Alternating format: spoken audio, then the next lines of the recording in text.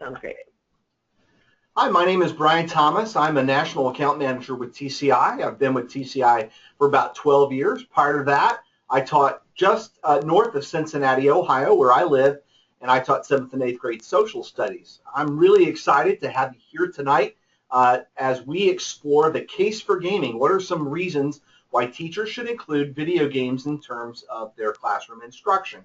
So we're going to look at 3 reasons tonight why video games are compelling and why they could and should be used inside your classroom, as well as at the very end, I'll kind of give you an example of a game. Now, certainly, if you join us tonight, we'd love for you to be able to tell us a little bit about some of the games that your students are playing in their class, if they're playing them.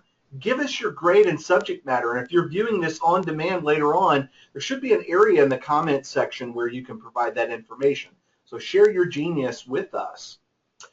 I'm going to be using this tool in the background here, so I'm going to go ahead and you should be seeing my screen live, and I'm using a tool called Adobe Slate. It's a great website for being able to create other websites as well as presentations, and what I'm going to be doing is sharing with you the research behind gaming and why it's not only something that can be enjoyable for students, but why it's actually meaningful learning that takes place inside the classroom. So for me to be able to do that, I am going to stop sharing my screen. You've seen enough of my ugly mug for a few minutes. And in the background here, you may at some point hear Liz Podgorski. Liz is in California. She's in the mothership back there in the Bay Area in California. So Liz, before I launch into what I'm going to do here, why don't you give them a little bit about you? Sure. My name is Liz Podgorski. I'm part of the customer and product support team here in Mountain View, California. Great. All right, so let's talk about the case for gaming. When I was a student, you got to remember I'm kind of an old guy here, 47, so I was a kid in the 80s. We played Oregon Trail inside my social studies class. One of the earliest versions of it that I can remember was on an Apple IIe that we played Oregon Trail on. When I started teaching in 1991-92, Oregon Trail was still around then. And then as other games have come about, teachers have been using games for a very long time. And beyond video games, the idea of games and playing something inside class isn't new at all. But what could be new to many people is the rationale, the research behind why gaming can be so engaging for students and meaningful. So I would like to share with you tonight 3 quick reasons, and then we'll get into some concrete examples of them. So what are some games that are compelling? Again, if you're joining us late, please use the chat area over in the GoToMeeting section, or if you're viewing on demand, please make sure that you comment there at the bottom. So quickly, let's focus in on what are 3 reasons overall, and then I'll go more in depth on each of these. First, gaming provides students opportunities for meaningful play. Second, gaming provides students the opportunity for rich collaborative experiences. And third, gaming challenges students to learn new information and master important skills. So those are the 3 reasons that I'd like to focus in on. There's certainly more, but those are the big ones, big ideas that I'd like to focus in on. Let's dive a little bit deeper on each of those. So first, gaming provides students opportunities for meaningful play.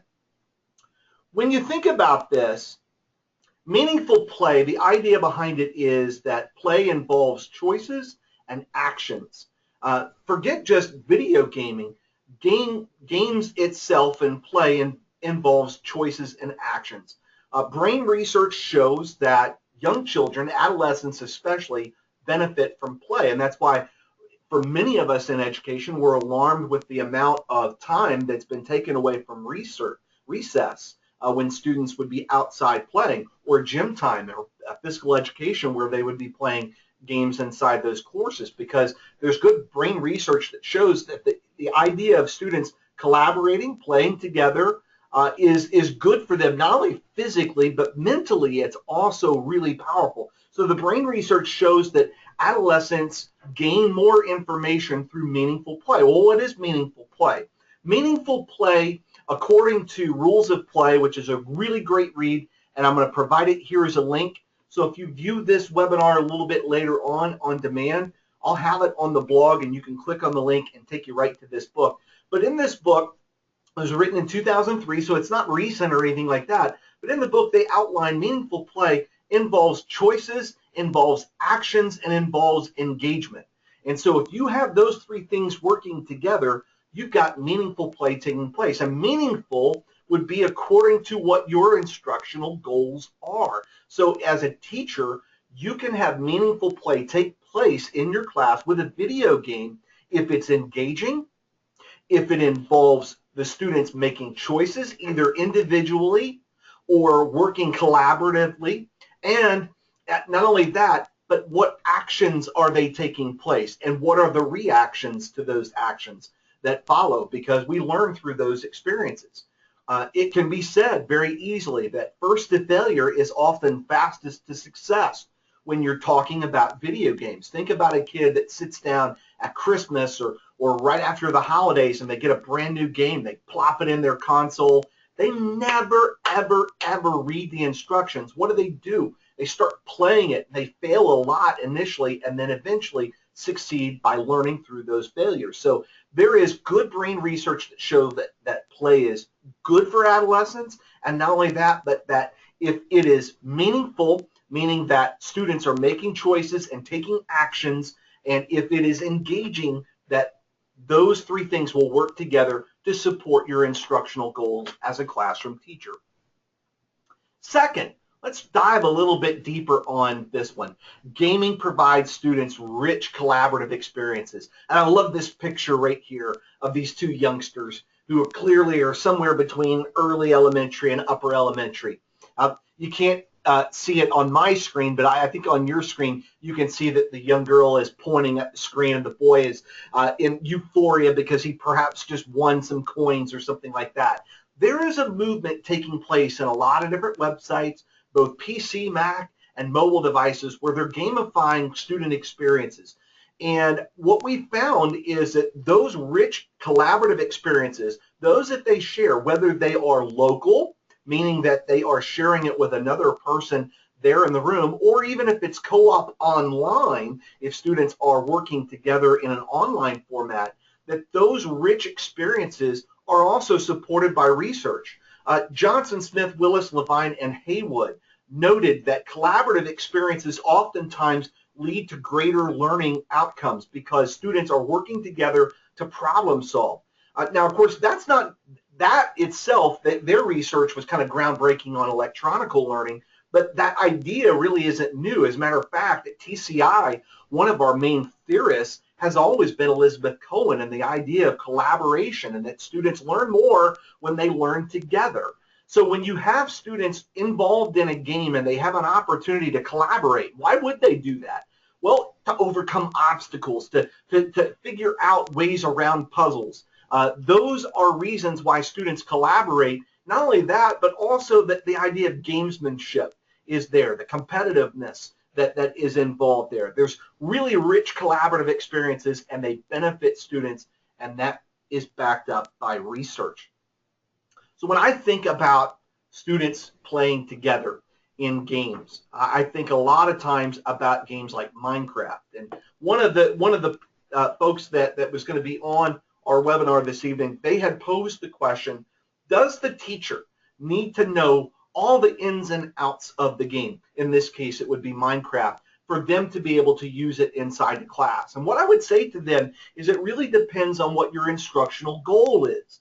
If your goal, let's say in Minecraft, using it with students, was that they would be using it to perhaps showcase some architecture that they've been studying in their medieval history class, well, then if that is the idea behind Minecraft, to me, it's not, or using Minecraft, it's not necessary that the teacher knows how to build the Cathedral de Notre Dame.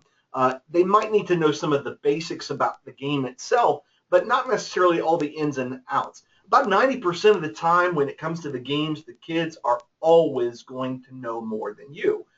So again, some of it really depends on what your instructional goal is. And in something like Minecraft, where it's It's definitely something that you can do local, but more often than not, it's done co-op online, and they collaborate together in worlds and build things called mods and everything like that. I've got twins who are in the 6th grade and the 5th grade as well, and they are all ate up with Minecraft and games like Terraria and others where they're building things. Well, Minecraft can be a really great website for collaboration, and I don't necessarily have to know all of the ins and outs of how to use it for the students to get the benefits of collaboration. However, if my goal is an instructional, an objective that's tied to a specific social studies concept or science concept, and I'm trying to teach that through the course of a game, yeah, then I might want to know a lot more about the game and specifically what are some things that the students should be paying attention to.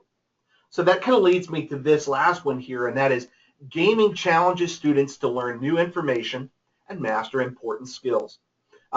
When I was in my first master's program in the late 1990s for education administration, we had to read a book by Tony Robbins, who's he's a popular motivational author. And one of the things that he said that I thought was pretty profound is that repetition is the mother of skill, and that the more that you do something, the likelier it is that you will become more proficient at it. I think it's Malcolm Gladwell says that it takes about 10,000 hours to be a master at any particular skill set.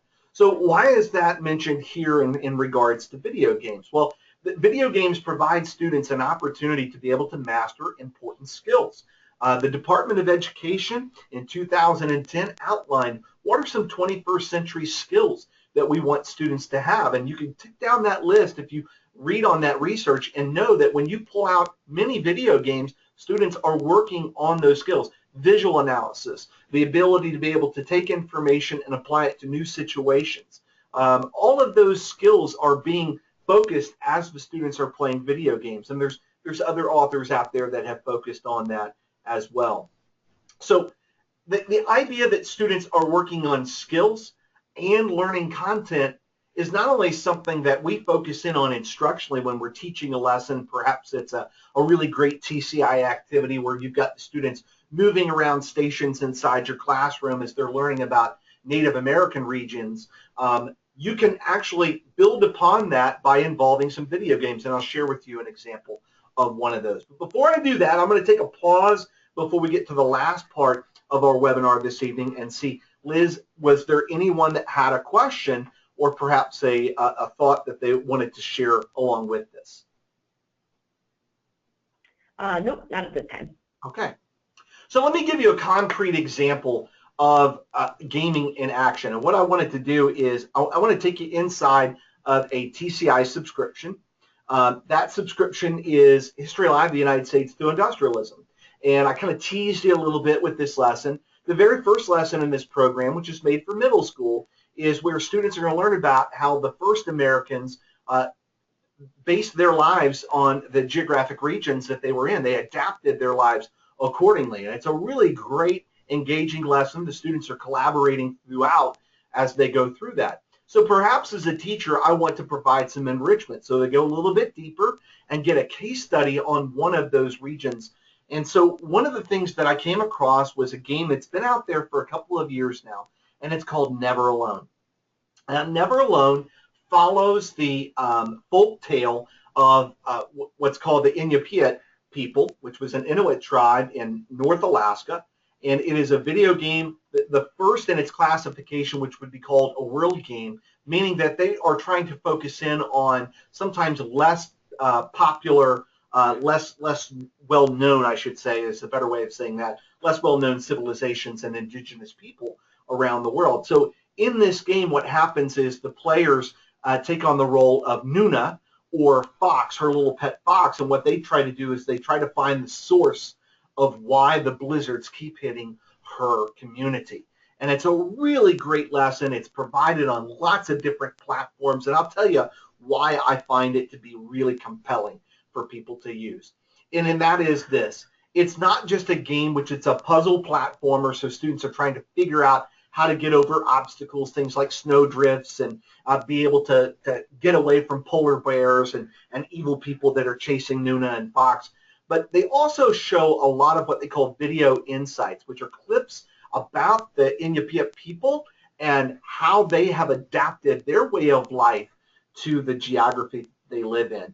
Total time for the student to be able to play this game from start to finish is about 5 hours. So as a teacher, if I'm teaching the lesson on the first Americans, what I would probably do is provide this as an enrichment exercise that students can take if they want, not require it, but if they'd like, they could play this game outside of the class. It's provided on lots of different platforms, so gaming consoles like PS4 and Xbox One, which we have here at the house. It's also available on Steam, so if students are playing through a PC or a Mac, they can actually play it that way as well. So there's lots of different ways that students can play this game. It's not overly expensive, and I will tell you this as a dad watching their boys and girl play the game, they love it. It's engaging. They make lots of choices. They're taking lots of actions. They're having to work together to try to figure out how to get past obstacles, and they are mastering different skills as they go through. All the while, they're learning about the people in North Alaska. So it's a great game. It's one that I would strongly recommend, and it's actually won lots of different awards. It's, again, the title of that is Never Alone. I find that to be the age range, I think, that would be appropriate for this game would be, say, upper elementary and above. I think they listed on their website as 10 plus. It was a commercial game, but teachers have found really great reasons why Never Alone could be used inside the classroom. We already talked about Minecraft, but there's certainly lots of others that are out there. So as we close out our time this evening, I just want you to consider some questions. First, do you need to know how to play the game as well as the student? Again, it depends on whether or not you need to teach it as an instructional goal in and of itself, that you're trying to teach a concept or perhaps a historical time period and there's specific things, then you might need to know the ins and outs of the game. But if it's a building game, if it's a collaboration game like Minecraft, perhaps not. Should gaming take place in and out of class? Again, it's going to depend on your instructional goal. What are you trying to do with using that game? Don't start with a great game in mind and try to build a lesson around it. Build your lesson, build your instruction, and then look for components that will fit your instructional needs, and then you'll never go wrong. So that question, again, depends on what your instructional goals are.